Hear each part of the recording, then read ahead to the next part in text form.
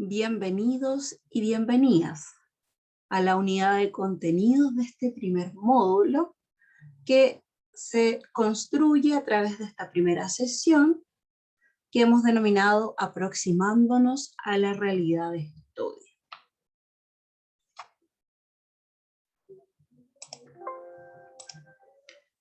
Recordamos el objetivo específico que vamos a abarcar en este módulo, que es identificar conceptos relevantes de la Convención de los Derechos de los Niños, Niñas y Adolescentes con el fin de reconocer la vulneración de ellos.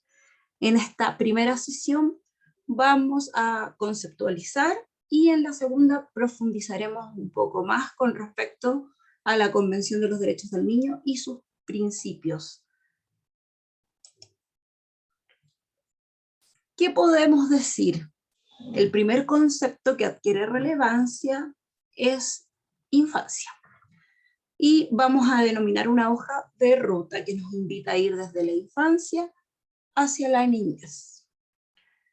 Describir la infancia puede tornarse complejo, pues desde los orígenes de esta palabra, en el latín, se definía como esa incapacidad de hablar, y los infantes serían aquellos que no tienen voz, lo que desde su definición conceptual nos genera una contradicción, pues desde la Convención de los Derechos del Niño y desde un enfoque de derechos, los niños tienen voz y deben ser escuchados.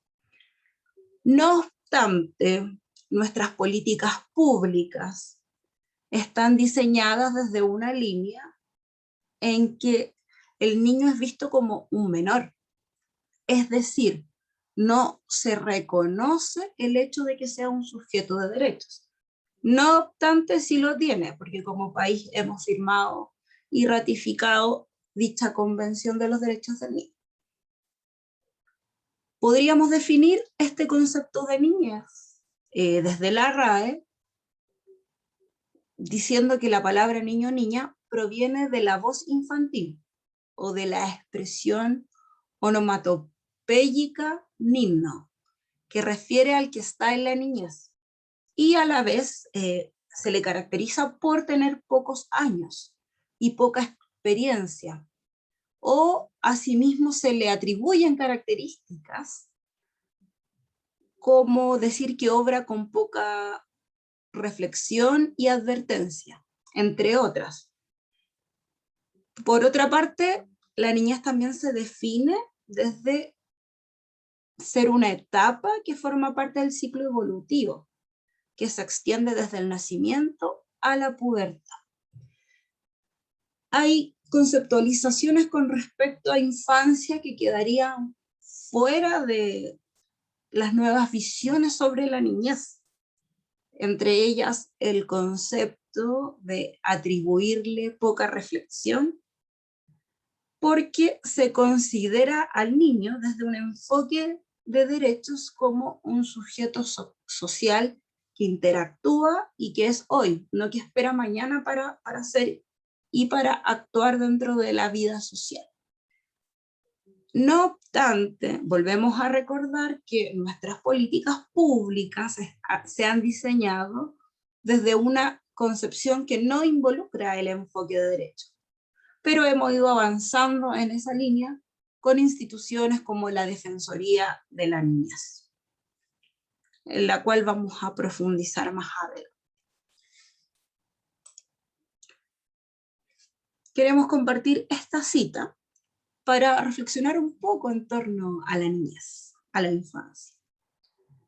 Nos vamos a desapegar de ese concepto de la infancia como el sin voz y vamos a reconocer una actoría social igual en el niño, niña o adolescente.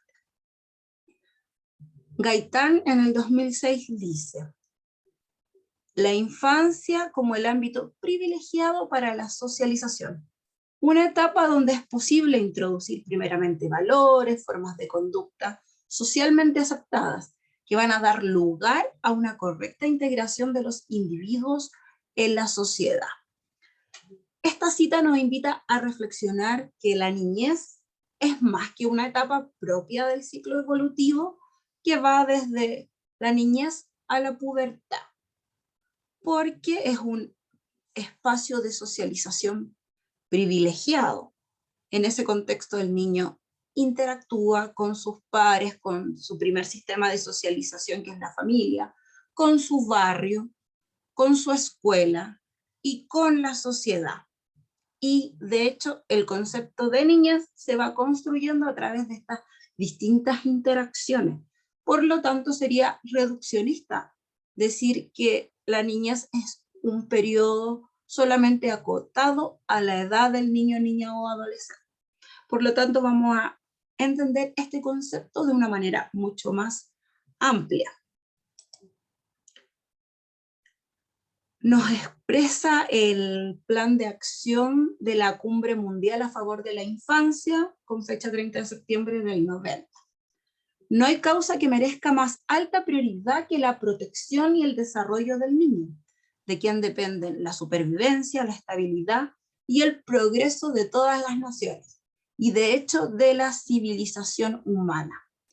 Ya desde los años posteriores a la convención, se ha posicionado al niño dentro de su actoría en la sociedad.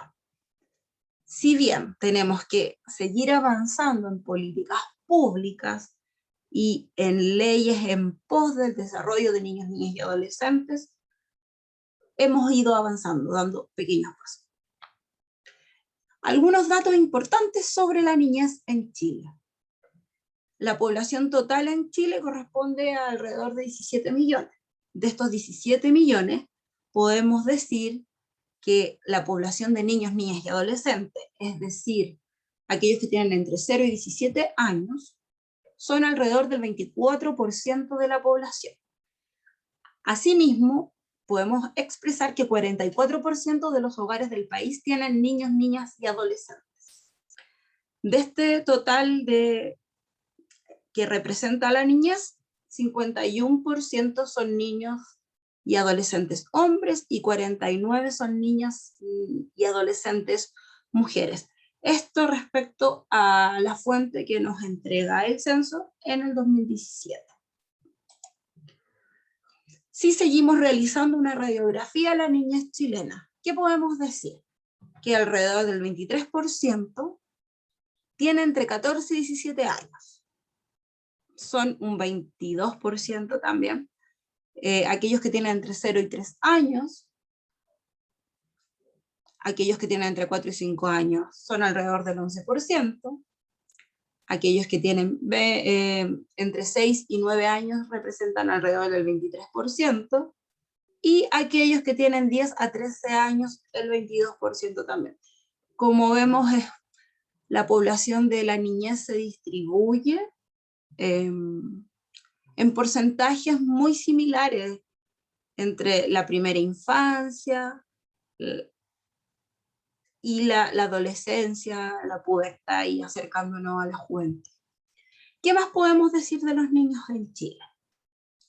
Un 87% vive en zonas urbanas y solo alrededor del 13% viven en zonas rurales. El 13% también de los niños pertenecen a algún pueblo indígena, algún pueblo originario. Y el 3% lo podríamos categorizar dentro de la niñez migrante, ¿ya? La fuente que nos entrega estos datos es la CACEN del 2017. Seguimos avanzando, conceptualizamos un poco lo que era la niñez en Chile, desde las estadísticas, desde el concepto propiamente tal, para ir comprendiendo qué es la niñez. Ahora vamos a dar otro paso y vamos a introducir el maltrato infantil, ¿ya? ¿Quiénes son víctimas de maltrato infantil? Aquellos que caracterizábamos anteriormente, ¿cierto? Niños, niñas y adolescentes de hasta 18 años. Esto según la UNICEF. Existen distintos tipos de maltrato, ¿ya? Este puede ser físico, emocional, sexual. Y dentro de estos maltratos podemos encontrar la categoría de activo o pasivo. Si miramos el maltrato físico, como activo tenemos el abuso físico. ¿Ya? Vamos a profundizar en cada uno en la diapositiva posterior. Y en el pasivo, el abandono físico. Asimismo, si miramos el tipo de maltrato emocional, tenemos dentro de la categoría activo el maltrato emocional y en el pasivo el abandono emocional. Finalmente, el tipo de maltrato sexual que se categoriza en el activo, que sería el abuso sexual. Si hablamos de maltrato físico, ¿qué es? El concepto nos hace una idea de lo que podría ser, pero lo vamos a comprender en este curso como aquella agresión que va a integrar o no una lesión física, producto de un castigo único o reiterado. Y este va a variar en magnitud y va a tener distintas variables que interaccionan con él, y en intensidad. Entonces, tenemos maltrato físico por un lado, y este se va a dar producto de un castigo, un golpe, ya que va desde nuestra perspectiva, lo vamos a analizar desde la simetría de poder, donde existe un adulto que vulnera a un niño a través de un golpe o un castigo. La fuente de esto es Maltrato Infantil en Chile, de la UNICEF en el 2000. Por otro lado, tenemos el maltrato emocional, que es aquel hostigamiento verbal recurrente, que se puede manifestar en insultos, críticas, descréditos, ridiculizaciones, así también como la indiferencia y el rechazo explícito e implícito hacia un niño, niña o adolescente. ¿Ya? Palabras que van dañando también la salud emocional del niño, niña, adolescente. Castigos, desde la palabra, todo lo que involucre la palabra, va provocando este maltrato emocional. Asimismo, dentro de esta categorización es posible encontrar rechazo hacia el niño adolescente, aislamiento, aterrorizarlos, ignorarlos y corromperlos. Por abandono o negligencia, ¿qué vamos a entender? Cuando existe una falta de protección y cuidado mínimo por parte de quienes tienen el deber de hacerlo y las condiciones para ellos. Existe negligencia cuando los responsables de cubrir necesidades básicas de los niños no lo hacen. Por lo tanto, aquí entramos en este maltrato y la tipología que veíamos anteriormente de abandono físico. Cuando un padre, por ejemplo, no se preocupa de la higiene de un niño, de bañarlo, de cepillarle los dientes, ahí hay un abandono, ya hay negligencia. Así también cuando hay un abandono de índole más emocional, cuando no me preocupa la salud emocional del niño, niña, adolescente. Ahora mismo en el contexto de pandemia que estamos viviendo, donde la salud emocional se ha visto bastante deteriorada, pero más que nada por negligencia, por abandono, porque no hay procesos de escucha activa hacia los niños, no se les pregunta cómo se sienten, cómo están, en este contexto tan difícil que vivimos. Entonces vemos negligencia ahí más bien emocional.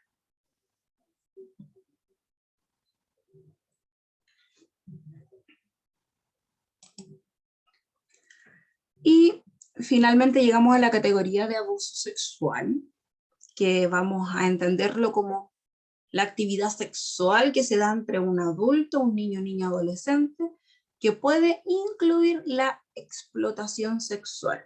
En este contexto siempre vamos a hablar de asimetría de poder entre niños y adolescentes, donde ese poder se usa para desvirtuar el vínculo que existe y obtener a través de la fuerza,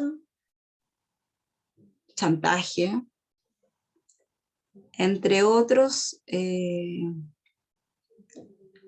esta vinculación más sexual con el niño, vulnerando su derecho. Y muy relacionado con todo lo que hemos visto anteriormente, los tipos de maltrato que se dan en niñas, niñas y adolescentes, desde lo físico, lo emocional y lo sexual, pasando por lo pasivo y por lo activo, llegamos al concepto de vulneración de derechos.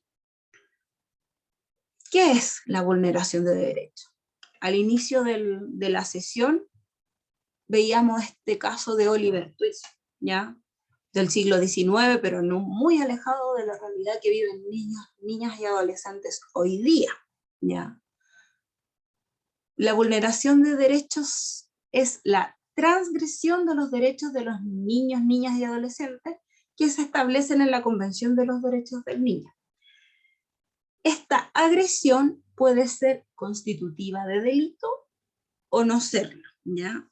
Depende de nuestra legislación. Independientemente de ello, que al ser constitutiva de delito hay sanción y cuando no lo es, no hay una sanción, cualquier vulneración que se dé hacia niños, niñas y adolescentes es grave. Por lo tanto, los estados deben realizar todas las acciones destinadas a poder prevenir estos hechos y a entregar mecanismos de restitución de derechos una vez que ellos se hayan vulnerado. Eso es lo que nos dice la Defensoría de la Niñez, institución gubernamental que existe en nuestro país desde el 2018.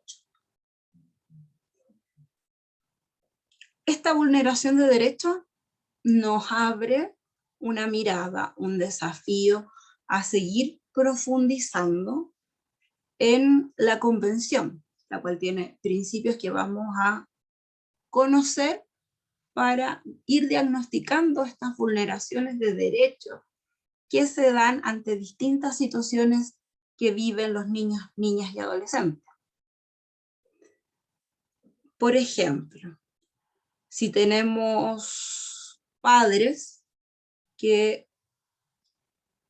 trabajan todo el día fuera de la casa y dejan a los niños en el hogar, sin alimento, sin acceso a poder higienizarse, estamos vulnerando distintos derechos ahí.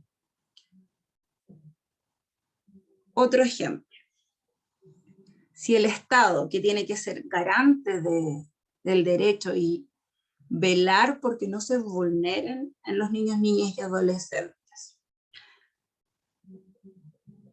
saca al niño, niña y adolescente de su sistema familiar, llevándolo a instituciones gubernamentales donde se deberían respetar los derechos del niño de una manera más óptima, digamos.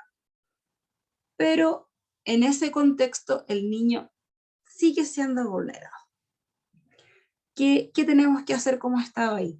Legislar desde la política pública para poder intervenir estas distintas situaciones que se van dando dentro de la cotidianidad y que dentro de nuestros roles profesionales podemos encontrar en demasía.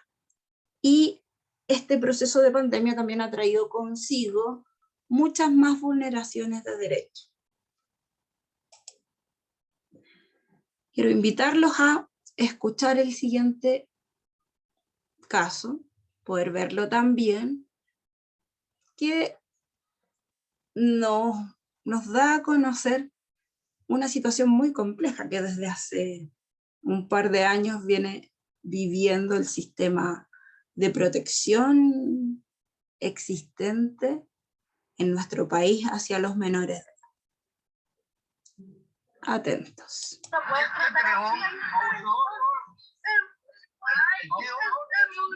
El monitor que ¿Qué fue? La denuncia provocó un sinfín de reacciones, agresión a un niño supuestamente por parte del monitor de una residencia.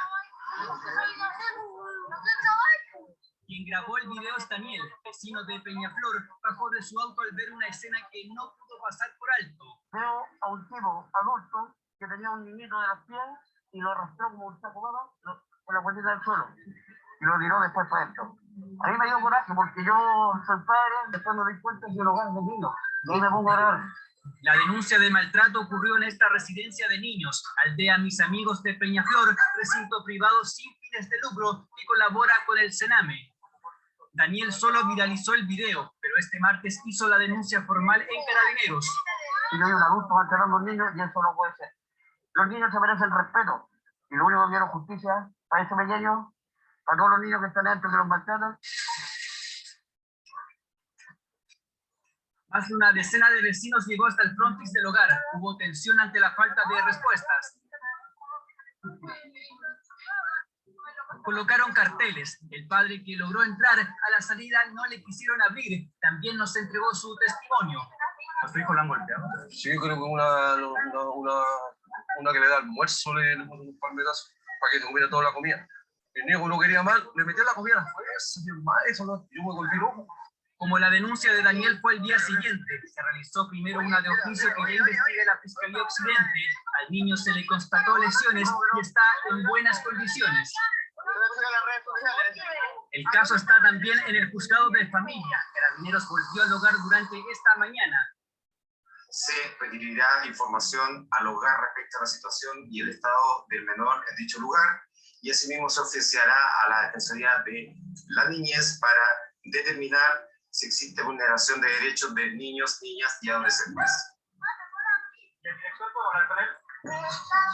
Por el acceso principal o por el costado, imposible hablar con el director del recinto, familiares pudieron entrar. La situación era muy tensa. ¿Usted es de la residencia? Sí, exactamente. Si podemos contar un poco cómo tomaron ustedes la denuncia. En este momento vamos a hacer una acción y voy a hacer otra cosa. Si ustedes me esperan, no tengo ningún problema. ¿Podemos conocer solamente el señor? Sí. Si eso no tiene nada que ver con lo que están informando. De ahí conversamos. No. Me disculpan, me esperan. Nunca más volvió para aclarar la denuncia. Sí lo hizo el Sename, que llegó durante la mañana. Toda la información va a ser parte de la denuncia, de lo que se ha denunciado, de la investigación que va a hacer la Fiscalía y también de la investigación interna y de las supervisiones extraordinarias que vamos a seguir haciendo a la residencia. Acá, ciertamente, lo que no ha primado de ningún punto de vista es la consideración por el interés superior de ese niño y evidentemente nosotros estamos recabando todos los antecedentes adicionales. Según los antecedentes, el niño se mantendrá en este hogar, pero las fiscalizaciones se multiplicarán, eso mientras avance la indagatoria, generada a raíz de un video viral.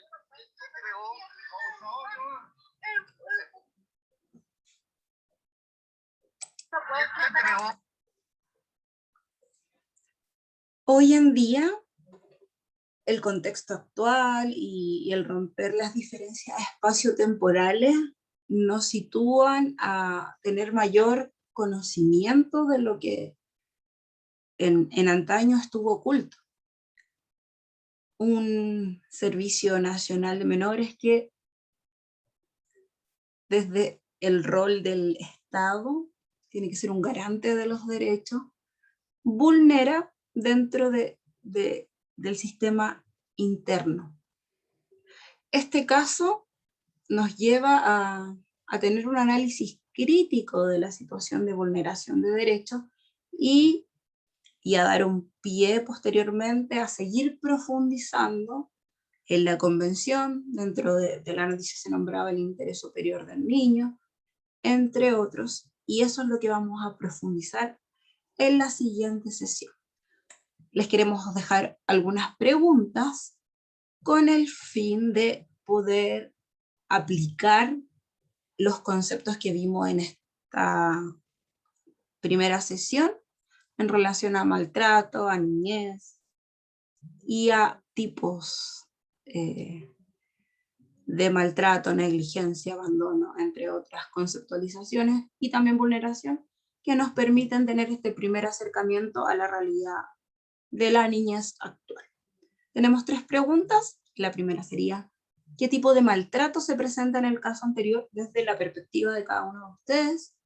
¿Qué procedimiento se llevó a cabo para dar a conocer el maltrato? Y finalmente, si existe vulneración de derechos, ¿por qué? La idea es que puedan responder estas preguntas antes de pasar al siguiente módulo, a la siguiente sesión, digo, con el fin de poder conocer las ideas preexistentes que ustedes tienen, para profundizar de lleno en lo que es la Convención de los Derechos del Niño y sus principios. Espero que estos conceptos los tengamos súper internalizados para seguir dando pasos y seguir profundizando en los siguientes módulos y con ello en las siguientes sesiones. Muchas gracias y que estén muy bien.